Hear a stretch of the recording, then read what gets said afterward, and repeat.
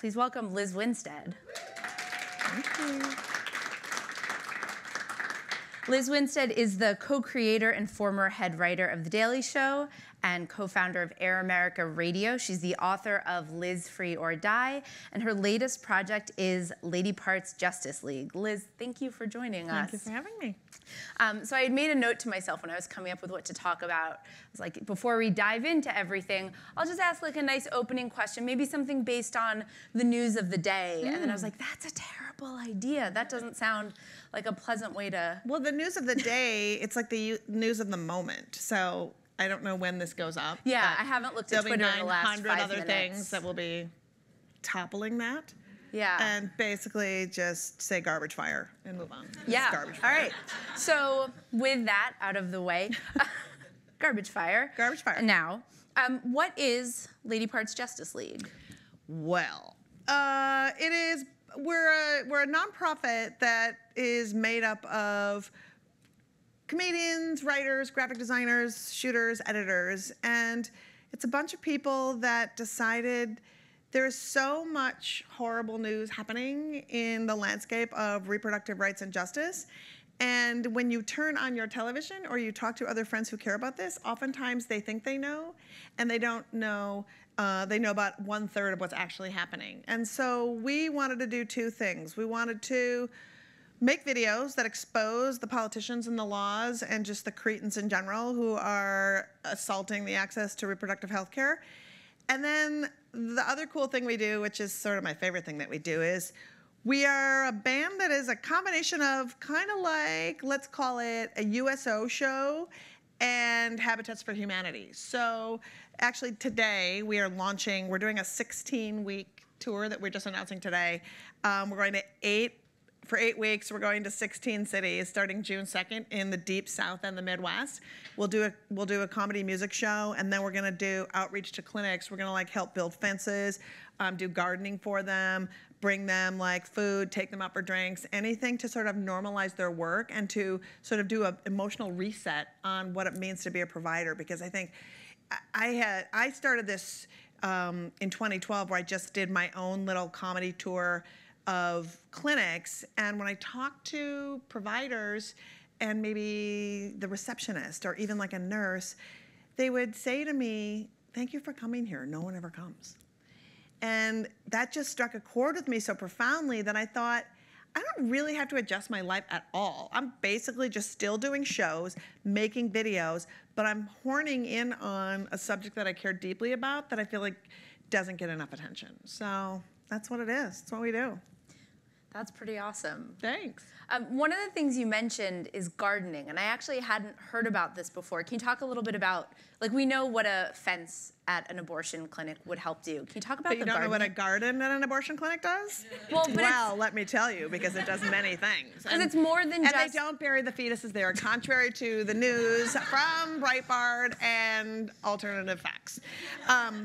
So a lot of times when because we contact the clinics in advance to see what they need, and they always say things like, it's like an orphanage sometimes. It's like, just, if you had cupcakes or if you could just come by, it's like, no, seriously. So we bring cupcakes or lunch, and then we sort of assess what's happening. And so a good example of what we do is we went to North Carolina because there's an organization that was called 40 Days for Life that was trying to plan a sneak attack on this clinic. Well, we do some infiltrating of websites and places and found out about this. So we decided to go down there and preempt this massive bust that came.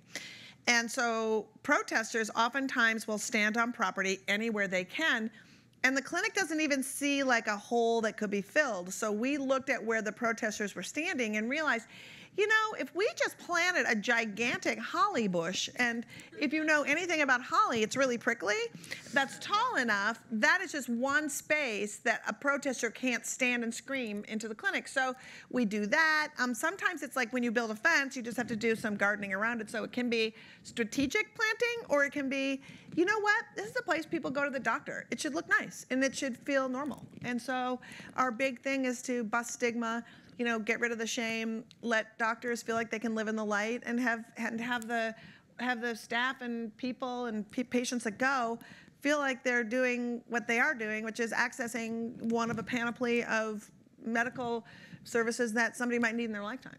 So, Yeah. making it normal, making abortion great again. Yes, what we do. I'd love to back up and just look at how you got here. So if we back all the way up, it's my understanding that you grew up in a Catholic home in the Midwest. So Is that everyone's right? super psyched about my choices in life. Yeah, so was there some like grand feminist awakening? There was a couple grand feminist awakening. One was that, much to the luck of me, I'm the youngest of 5 kids in my family. My parents are super Catholic, like not like this Pope Catholic, like A couple popes ago Catholic? couple popes ago Catholic, because this Pope is sort of awesome, right? I mean, he's kind of like, I always look at this Pope and I think he's kind of like a guy who was in a crappy band, but now is having an amazing solo career, right? So it's like, and then when they play the old hits, you're like, shut up with the old hits. Ain't nobody got time for your old hits. So it was one of those things where there was a couple things. One, I've never been, and this is going to just sound horrible in the context of what we talked about already, I was never driven to have kids. It's just never been my thing, right? And so even as a little kid, like, I'm the person that loved Barbie. And so, because Barbie had a boyfriend, and she had her own house and a car, and like I didn't care about the boobs or even that she couldn't stand. The fact of the matter is, she was like independent. Put her in the car. There she goes, you know? So I really like that in a doll. And even my mom said, you know, you never play with the things I give you. And it was like, well, you gave me like a baby doll, and then you gave me an iron, and then you gave me an ironing board, and then you gave me a stove. And it's like basically everything that you sob at night over, you gave to me as like a toy. It's like, where's the inflatable drunk of a husband toy? Because why don't we just round this whole life out? And so I needed to make money as a kid, you know, for candy and lip gloss or whatever we were raising money for at that time. And I saw all the boys being altar boys, right? And I was like, well, that's a way to make money. They were like raking it in, serving at weddings and funerals. You know, apparently you didn't get paid for like the Sunday Mass thing. So when I went to the priest and I said, I want to be an altar boy, the priest freaked out and pulled out of his ass, literally. He goes, well, you can't because, and then I could see, you know how adults go like this when they like don't have anything to say? Like he was like doing that. And he was like, well, you know, it's called altar boy. So obviously, I was like, well, and I wasn't trying to be a jerk. I was just trying to get to make money at the weddings. That's what I wanted to do. So I said, well, you know, you could call me an altar girl. And then he was like, well, you know, you should write the archbishop. Just passing the buck, right? So I got a petition and I wrote the archbishop. And like not long after I wrote the archbishop, unfortunately, during Lent, the archbishop had too much to drink and plowed into the wall of a 7-Eleven. So the archbishop had his own problems to deal with and wasn't concerned about letting me be an altar boy. But at that point, I just was like, I had this little taste of like, I don't get it. I don't get why I'm a girl and I can't be an altar boy. This is dumb. And so there was just instances in life in general where if there was a clear explanation, like don't climb a tree barefoot because that's going to cut your feet, I'm like, oh, that seems like good advice from an adult. But if there was no real explanation, I was just mad, and because I was a curious kid. And so there was just a series of that shit that started happening. And then somebody said, you know, I got cynical, and then I would be a little snarky. And then somebody said, you should try stand-up when I was in college. And I thought, and this was a part that really got me, and I looked at the landscape of stand-ups, and sure, there was women doing it. There was like Joan Rivers, and there was like Phyllis Diller, but I didn't see myself. I was like a punk rock 23-year-old kid, and I didn't see my world coming out of anybody's mouths. And then I saw George Carlin. And so it took a dude to convince me that I could do stand-up, which was a problem. Like the fact that I did not see myself. And now it's so cool to see all of these really amazing women doing it. But yeah, so I started out, you know, just doing it, and I would do like, I wasn't particularly political at the time. You know, I would have jokes like, if you ever play Monopoly with bald guys, they always pick the hat. you know, stupid. That joke doesn't even deserve that much laughter. I'm not even kidding. That was really nice of you to do that. You know, and then I would talk about gender inequity or, you know, dating, but it really wasn't, but I cared about politics. I was very, like, I read about it and I knew about it, but I didn't bring it to stage. And then I guess if there was like the true comedy, how did it change everything, it would have to be, oh my God, I can swear here, right, and stuff? You have been. Oh, okay. Guess I should have asked about 10 minutes ago.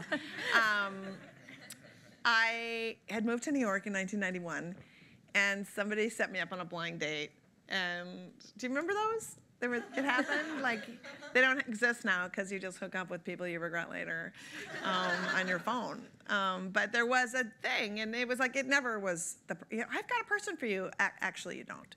But I would go because I'm from the Midwest. And when someone says, you know, I have a person for you, you're like, all right, well, that's nice. I'll go do that because you invited me, right? So the guy shows up at my house and, you know, like, what's the plan? I'm like, well, maybe, do you want to go see La Dolce Vita? I've never seen it on a big screen. And he looks at me and he's like, wasn't that, like, in black and white? And I was like, oh, man. And if that wasn't bad enough, he is wearing a Yankees hat and a Yankees satin jacket. And I have a theory about guys that wear more than one piece of sports clothing at the same time, and that is that they won't go down on you. I believe this is a proven thing. I just... So I'm like, this is like a double whammy of, but I'm gonna do it because I'm from the Midwest and I'm nice. So we go to the movie, and then the guy, this is going somewhere, people, this story, I swear to God. And you're like, she is prattling on. And the guy keeps falling asleep and then rubbing his satin jacket up and down my arm, and I'm just like eating my popcorn and like getting more and more rageful to the point where I was like fighting internally my like, I'm real nice, and I fucking hate this guy. I'm real nice. So finally I just took my greasy hand and I just like purposely hit his jacket to wake him up. And then I felt I just felt horrible that I actually wrecked his jacket on purpose. And then so I had to make up for it by saying, wake up, let's go have a drink. Continuing this night. So we go to a bar that he knew about because he watched sports there. But on this night, there was no sports on because it was the night of the first Gulf War. And if you'll remember, you won't because you probably weren't born, but it was the first time that America watched a war like unfold in their living rooms live. And they had replaced like the regular anchors on CNN with like handsome people, and there was that green light, and people were very, I'm Dirk Sturdy on the roof, and the bombs, and it was like, I just watched it, and I wasn't trying to wax philosophical. I was just taking it in thinking, are they reporting on a war or trying to sell me a war? And about 2 minutes later, the date was like, this is really awesome. And I was like, this is a fucking problem. And so I just sort of started from that moment on, like, paying more attention to the media, seeing the information that like I was getting, seeing what kind of like, are they just reporting the press releases from the White House? Like, what can I talk about? What can I not, you know?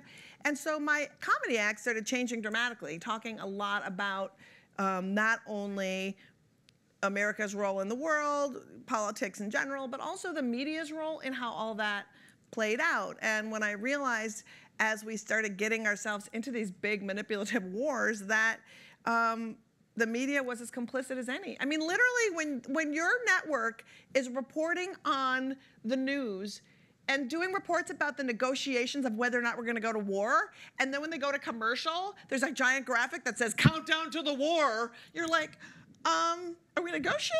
Or do you know something I don't know? Because you are literally have a theme song and a graphic that says we're counting down to the war, not we're negotiating to see if we're going to go to war.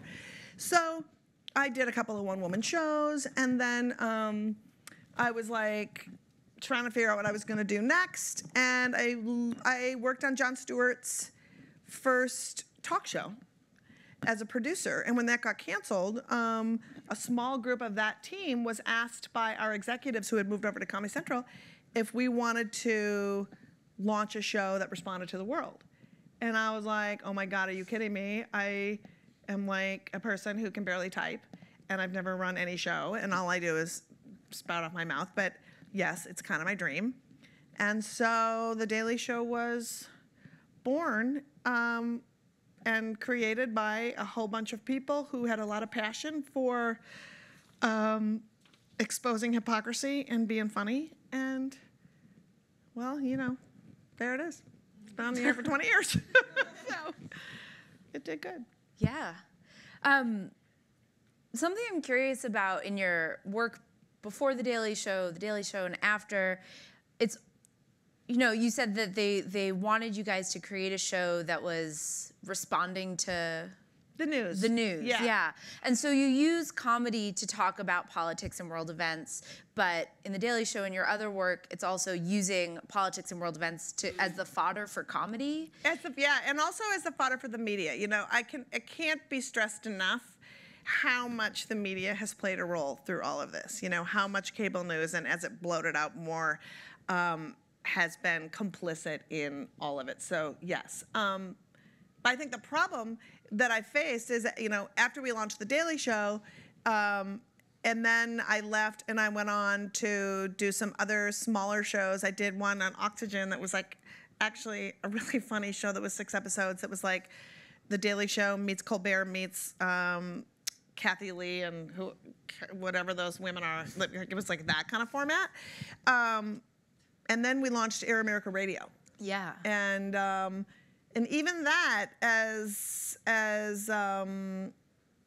out there as it was, or as much freedom as we had, should I say, it was still part of an entity that was a corporate entity. And the bottom line is, in all of these projects, I say this a lot, but it's true, I felt a lot like an anger fluffer. Like I would just get people like riled up. But it wasn't my job to have a call to action. So if I could be funny and give people information, and they're like, what do I do now? And I'm like, I don't know, I'm just a comedian. I'm just a writer.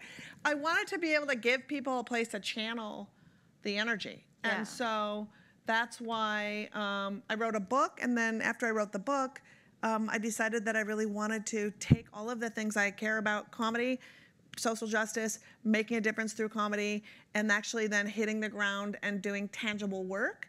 And the only way to do that was to start a thing. And so I started this thing. And so that brings us to this thing. Which is perfect. This thing here. Yes. Yeah. So, because something I wonder about with the lack of call to actions is, you know, you'll see on Twitter and social media nowadays, like people saying like, look at this is happening, this is not normal, don't be complacent. And I'm like, I'm not, what do I do? Right. So how are you moving from just raising people's awareness of what's going on to actually giving them tools or helping them figure out what they can do?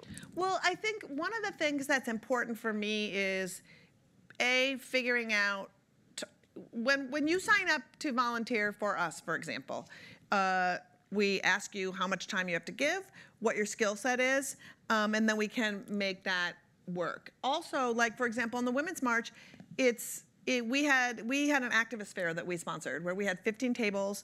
It was right off the march path at a hotel called the UN Hotel. We did it here in New York because I felt like I don't want to go to DC. I want to stay here because a lot of the policies that people are going to be affected by, those people live here. You know, we have strong immigrant population, strong undocumented population, women, you know, all of it. And so we had 15 different organizations representing 15 different ways that you could participate, whether it was environmental, racial justice, you know, whatever it was. And sort of our rule was your group has to be able to let people like get in there and do some work, you know, not just sign up, not just give us money, like, because I think that's important. And so what we do is, for example, if you wanted to volunteer with us, there's a myriad of things you could do. You can, we send postcards to clinics throughout the year. And then we have 4 times a year, we have orchestrated postcard programs where sending them love really makes all the difference in the world. So, you know, that's a simple thing we can do. We help legislatively like everybody else does, where you can sign this petition. For example, this is crazy. So we've worked with a clinic in Ohio. We went to Ohio to help out during the Republican convention because part of the activities for the RNC was to go protest a clinic. They had, I mean, insane. So this clinic that we have befriended and now work with, someone stole their fence. A psychotic person had been like chipping away at their fence and just stole their fence. They came to work and their fence was gone. So we were able to do a Facebook Live event where we went on and we said, this clinic had their fence stolen. They need $10,000 to do it. Here's the origin story. We put the origin story out. We told the thing. And the clinic said, you guys just raised us money to buy a new fence in 5 hours. So when we pay attention to the needs of each of these places, we can specifically tailor if we need graphic design work, if a clinic needs graphic design work for something they're doing, if you want to help us with meals. I mean, this tour that we're going on, we're launching this tour today. You know, it's like we're launching a fundraiser with it because we need a van. We're taking 11 bodies to go and grow community in 16 different cities where a clinic is desperately needing support that will last long after we show up. So one of the things that's really kind of cool is we created a system where we'll do a comedy music show in a town. We have a talk back with the provider and maybe somebody who runs an escort program or somebody who runs that abortion fund in that state. After they laugh and hear music, they'll hear a Q&A that's like this. They'll be able to ask questions and they can sign up to help the clinic out. So does that mean you bring cupcakes 4 times a year? Does that mean you help them with hot breakfast on the Saturday morning when there's a lot of clinics? Does that mean you sign up to escort yourself? Does that mean that you get together and then you can reach out to us and say, we're trying to figure out a creative action. Can you help us? And we're like, sure. You know, we've helped people with like wear hospital gowns and go sit in your state legislature's office and just wait for your pap smear. And then just sit there and wait. When they come out and say, what are you doing here? We're like, well, we're here for our pap smear. Since you absolutely know how my body works, I'd like you to actually give me a pap smear. And so, you know, helping people get creative with their local actions is really great. And so we are constantly looking for, you know, people who can fill our creative pots so that, you know, because a lot of plates are spinning at once. So if we're trying to help out Indiana, somebody says, I'm creative, and like, great, there's a thing in Ohio, you know, you can really help us like do this thing or whatever it is. So, yeah. Yeah. The specificity and the concrete action there is amazing. Before I move on to my next question, we're going to be opening it up for audience questions in a minute. So if you want to ask a question, just go line up behind one of those microphones so that we know that you have a question. We'll get to that in 1 second. But first, in addition to these very specific local on-the-ground efforts, you're also doing a lot online, through social media, through video. Can you talk a little bit about that? Yeah, and maybe we should show one of our videos. So what a fantastic segue. What a fantastic segue. So we, one of the greatest joys is to dispel myths in a way that people really latch onto. One of the greatest myths in reproductive health care is that Plan B and IUDs are abortions. There was a Supreme Court case called Hobby Lobby where this Christian craft store, I don't even know what that means, decided that they didn't want to disperse birth control if the birth control was promoting abortion.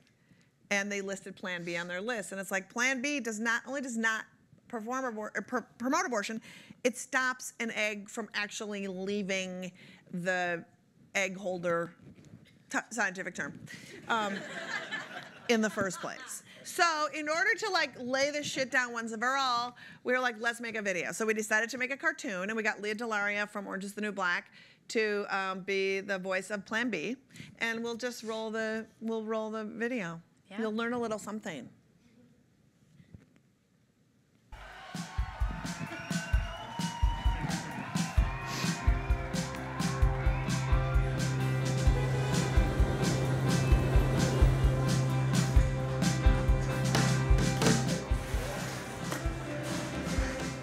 Sorry, ma'am.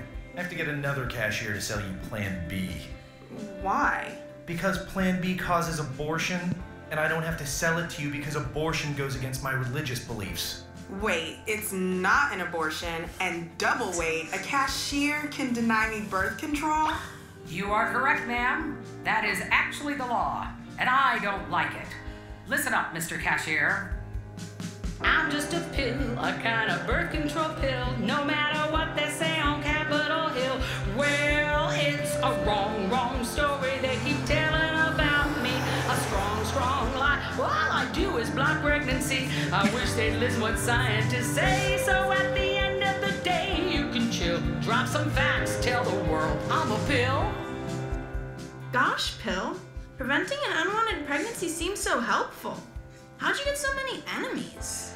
Well, a lot of folks like this fella got together and decided that I cause abortions, but I don't. I stop ovulation from happening, preventing fertilization and pregnancy. Wait, a fertilized egg isn't a pregnancy? Nope. After an egg is fertilized, it takes 72 whole hours for the egg to make its way to the uterus and implant itself. That is a pregnancy. My job is to stop the egg from ever traveling to Fallopian Town, preventing that pregnancy. So life doesn't begin at conception? When life begins is an opinion. When pregnancy begins is a scientific fact. Are you getting it yet? Kinda.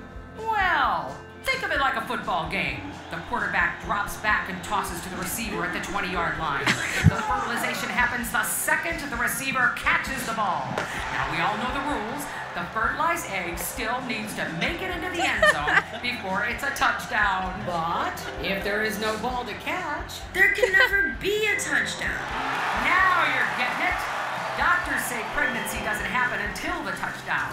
So my job is to block that touchdown from happening. And I do. Wow, Plan B. You're like the Deion Sanders of preventing pregnancy. Actually, Deion Sanders wishes he was the Plan B of football.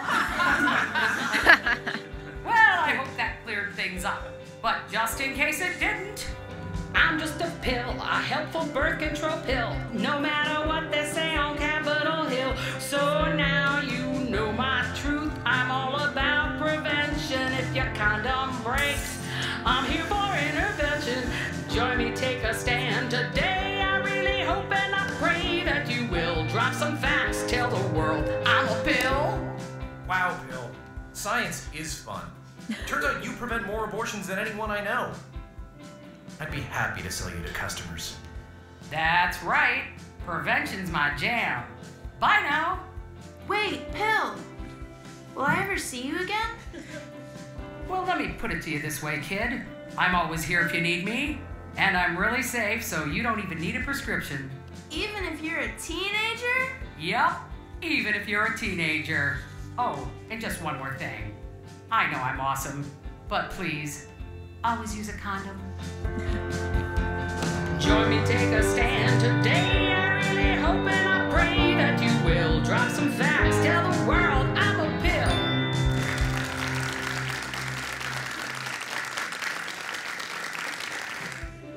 LPJL shuts down the fake facts around birth control and abortion every damn day. Join us and help spread the truth. Did you learn something? It was really important for us to make that video, especially with Neil Gorsuch, who is, as you know, in line to possibly be the next Supreme Court justice. And he's somebody who ruled in the lower court for Hobby Lobby, agreeing with the fake science that, you know, so we put it out. And it's also, for me, really important, the line about teenagers. You know, it's good to make videos sometimes that kids can pass around to their friends and they can know that I can go get that if I'm a teen and my condom broke, that I can go test that out, because I think a lot of times we don't let our teens, we deny sexuality of teens and especially teen girls so much, and I think it's important to be living in the world where there's not abstinence and unicorns, in the one where there's actually sex and sometimes unintended pregnancy. And so let's like be real and help people out. So, yeah. Yeah, and I think one of the great things about that video is the football shooting a sperm, the penis. It's really good. one of the other great things, in addition, because there are many, but that's actually my point, that like it has that information for teens where it's like, hey teens, you can go get this over the counter. And it also has information for people who are already thinking and arguing about this. Like something I haven't heard before is the distinction between when does life begin versus when does pregnancy begin. Because anyone can say, well, I think life starts here, I think it starts there. Like sperm move, that's life. Is that a person? You know what I mean? Like when life begins, literally is this subjective, and life begins at conception. That is not a scientific term. That's a religious term. Yeah. You know, fertilization is conception, and so it still needs that. You know, and as we show this video, if you just figure that out now, don't worry. Most people are like, I had no idea. It's like, it's okay. A lot of people didn't. In fact, we thought Plan B stopped an implantation from happening, but it turns out that's not what it does. So there's like misnomers around that as well. So we wanted to make sure that people knew that it stops the egg from actually leaving the fallopian tube in the first place. So it was approved because they thought it might have stopped implantation. And here's what's crazy. The website of Plan B says that, and it's not right. So we consulted with a team of physicians to actually make sure it was right. So I'm like, so the football thing, is it cool if like it gets shot out of the thing? And they're like, yeah, it's fine. So it was like, having them help us write it into medical text, and then having us translate it into fallopian town and all this other shit was kind of fun. Yeah, well, because in a lot of ways, the anti-abortion movement has really controlled the rhetoric of how we talk about things. 110%. And that can be incredibly damaging, incredibly shaming. And, you know, it's like things that our very good friends will say are sometimes like, on a larger scale, it can make people wonder when they say like, well, no one's for abortion. You know what? Except for people who need an abortion. You know, like I say often, there are no good abortions, there are no bad abortions, there's just the abortion that you need. And I think that we need to bear that in mind as somebody is going through that choice to terminate a pregnancy, that lobbing judgment or saying things like that, I'm pro-choice, I'm not pro-abortion. Well, you know, why is it that you say that? By saying that, it sounds like abortion is a dirty thing that has to happen. When if 1 in 3 women statistically will have an abortion in her reproductive lifetime, it sounds to me like that's a piece of medical care that a lot of people are going to need.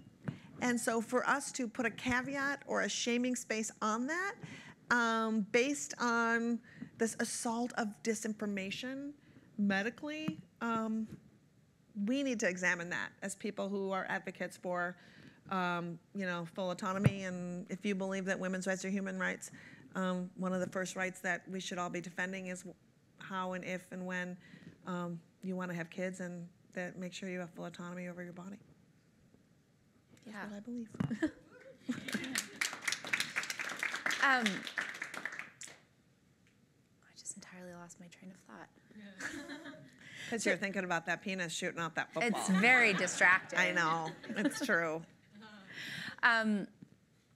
One question, something that's been in the news lately among all the many garbage fires. Yes, so much garbage and especially in the aftermath of the election, is the question of whether abortion rights and reproductive freedom should be a non-negotiable issue in the Democratic Party, on the left, if you can be, you know, on the left and not pro-choice. I mean, I'm going to ask, what are your thoughts on that? I think I know what your thoughts are on that, but I'd love to hear you talk about that. I just wrote a massive piece. There was an article in the New York Times that just was in the New York Times where a woman wrote that there was it was alienating in the women's movement if you are not an abortion rights advocate. And what I say to that is simple. You can totally be somebody who has personal feelings about abortion. The bottom line is, we live in a secular society where abortion is safer than having your teeth pulled. And if you are going to advocate against a procedure that is going to literally clear a path for someone to pursue their own destiny, then no, that is problematic for me. And that is problematic for a movement as a whole. If you say you are a woman's right advocate or person with a uterus advocate, that means that you have to actually put your feelings aside, because your feelings are your personal feelings. And when you search your soul, you are searching your soul for yourself. I do not need you to search your soul and tell me you've come up with a solution medically for what I need to do. That is wrong, and that is not being a feminist, and that's not part of the feminist movement. It shouldn't be. Yeah. So that's how I feel about it. Do you think that I'm reading the comments now. Do you think that opposition to abortion primarily comes from a religious place, or is there something else, cultural or psychological? Because people will give, politicians and people who are anti-abortion will give lots of reasons. It's usually religious, I think. Well, I think when you hear things like life begins at conception, again, that's a religious thing. Yeah, I mean, almost all the time it's religious. And the thing that is it goes back to what you said of the people who are anti-abortion who have driven the narrative to places where we just let things go. Junk science. There's like abortion causes breast cancer. Proven it doesn't by every medical establishment that you can find. That it causes mental illness. Again, not proven in any way, shape, or form. Sterility, no. People have multiple abortions, therefore not true. So those things just lay there. And on top of that, we have states where Indiana, prime example, when Mike Pence was governor, he defunded Planned Parenthood on a state level. Those Planned Parenthoods went under. He gave that $4 million every year that went to Planned Parenthood to something called crisis pregnancy centers. If you're not aware of what they are, they're unregulated clinics opened up by religious people who anybody can wander in. Somebody dressed up in a lab coat who could probably just work at the Macy's Lancome counter too, gives people this information. We'll give them an ultrasound that is, they might fudge how far along they are. They may say, yeah, we'll help you with diapers and cribs, just keep coming back. And then when they're past the age of being the gestational age to have an abortion, all of a sudden they disappear. They won't give the person anything. They're horrible. And so in the course of funding those unregulated centers, people are being denied care. And also in the case of Indiana, they had this outbreak of HIV, 87 cases of HIV in this county in Indiana. And the Planned Parenthood clinic used to be somebody that would treat sexually transmitted diseases, help people with HIV. And there was no Planned Parenthood, so they actually had to do pop-up clinics when they had a system in place just because of this. So I think that those things are, for the most part, we see it's a religious argument because the medical, every single piece of medicine around the issue of abortion bears out to it being one of the safest things, one of the, and not preventing you from choosing to have a family in the future. So when they start placing these caveats, especially when it's waiting periods and things like that, and they say it's all for the woman's, just to make sure, when you start laying things down like we need women to wait because we're not sure she's made the right decision, when that becomes part of the norm in our society, that well, if anybody's ever had the fear of being pregnant and didn't want to be, or actually has been, you know from the second you might think that you're pregnant, you're thinking about it constantly. Everything about what that pregnancy means to your life is thought through over and over again. So to require extra time is society saying, we're not really sure we trust women to make decisions. And that goes out of the abortion arena and goes into, should we really trust women to run our company? Should we really trust women to be president? Would we, so I think those things are really telling and things that we should fight against. While they might seem like it's for the women, it's not. It's for the control. Yeah. Last call for questions from the audience. But in lieu of that, something I want to ask is,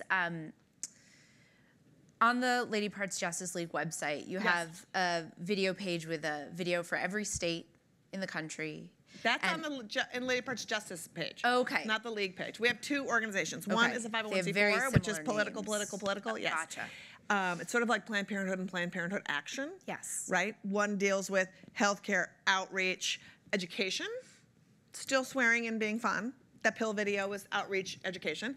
And then we have Lady Parks Justice, which Okay. is, yes, has a video for every state. And you can go there and learn about the, like, we call out politicians by name. Okay, so Two that's different things. political. Yeah. This one, Yes.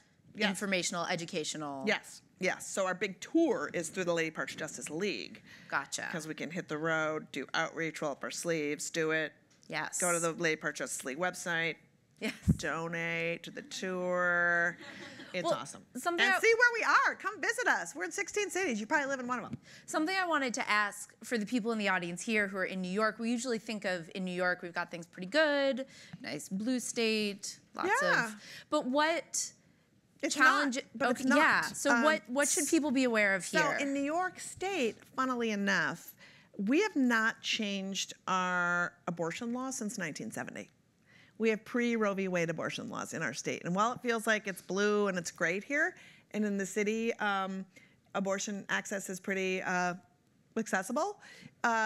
If you live in another place around, if you live in rural New York, it's really hard for you to access any kind of care.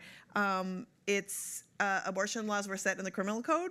So if you have a fetal anomaly, that oftentimes when you hear about those big scary, they try to scare you with like late term abortion and why people have them, and 99% of those are because things don't happen gestationally in pregnancy sometimes until the final trimester of that pregnancy. And so really horrible, life-threatening to the woman. The fetus won't live outside of the womb. A lot of bad stuff happens. And so sometimes you won't even know those things, right? In New York, if you hit 24 weeks and discover that the fetus could cause you death, could die itself, you can't get an abortion. There is no life of the mother, life of the fetus exception after 24 weeks. You have to leave the state. So yeah, so that's like a law that's that's still on in the books place here, now? and that's in place now. And they're fighting for it. We're fighting to change that law right now. But we have a kind of conservative, a lot of conservatives in Albany. Some of them are Democrats who are anti-choice.